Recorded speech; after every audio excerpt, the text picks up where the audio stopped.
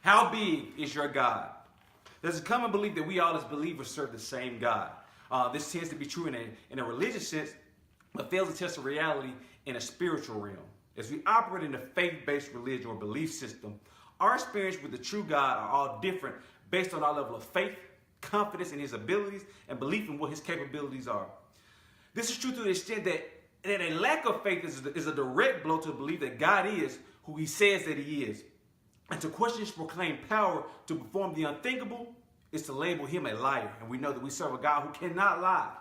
In reality, as we live in our carnal thinking, faith operates in the same community as doubt, worry, fear, depression, and stress. But through the testing of your faith, through the strengthening of your faith, through each trial that you overcome, faith becomes strong enough to wrestle against all these other attacks against faith. And the pitfall that we as believers have when it comes to faith births itself from a common scripture I'm sure you've heard before, dealing with the mustard seed. And that's in Matthew 17:20, where Jesus removes an unclean spirit that the disciples could not remove.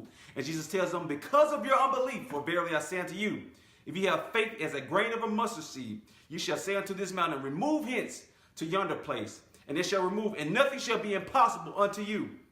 Now the problem of simply basing your faith on the mustard seeds is that we tend to think that this is where faith stops, and that this is all God is expecting out of our faith.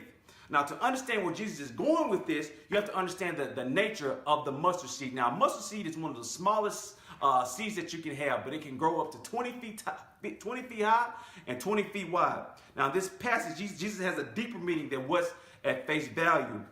Now, he eloquently puts this, and he parallels the growth of our faith to the process of the maturing of a growing plant. Now, and just like a plant, our initial test of faith only requires a small portion of faith, only a small seed, only that mustard seed. But as a process of germination requires, which is the growth process in that seed, after each testing and confirmation of faith, God is expecting and requiring that your faith grow in him as well. Now, each time that God answers that prayer and declares his power in your life, God is watering that seed. God is watering that seed, and your recollection of God's power and your spiritual stability hinges on an ongoing scorecard of all the things that God has performed and all the miracles that he has performed in your life. That financial blessing that you prayed for and God saw you through. That sick mother that God healed. That stressful job that God elevated you above. Those humble beginnings that God brought you out of. God doing all these things that he can get the glory in your life. And he wants you to declare his sovereign power in your life. Perhaps you've been limiting your blessings based on your limited faith. Yeah, you serve the same God that I do, but we have different levels of confidence in what he can perform in our life. For example, God may have called you to a season of favor, but you have resolved, based on your limited faith, for the bare minimum, for complacency. God has called you into entrepreneurship, but you have settled for that 9-to-5 because you can't take the step of faith and believe in him to be a provider. God has called you to higher education, but you can't figure out how you're going to pay for that degree.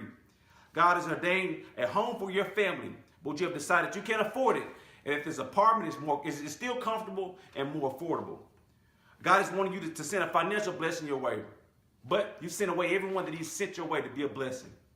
Now, although we all serve the same true and living God, based on our faith, we all have different experiences.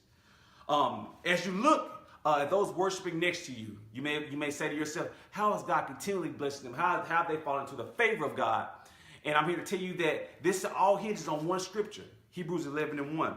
But I tell you that faith is the foundation of what we have as Christ. Now Hebrews 11:1 tells us that now faith is the substance of things hoped for, the evidence of things not seen. Now, substance being the key word, being the essential ingredient, being the most active ingredient in your belief, being the active ingredient, being the essence of Christianity. Worship alone will not get you into the grace of God. Acts alone will not get you to the grace of God. But through faith, you can begin to tap into the true blessings and the true knowledge of what God has to offer you. Now, I leave you with this. Through faith, let's not only tap into the blessings of God, but through mature faith, let's tap into the favor of God and knowing that he can provide any and everything that we need in our lives.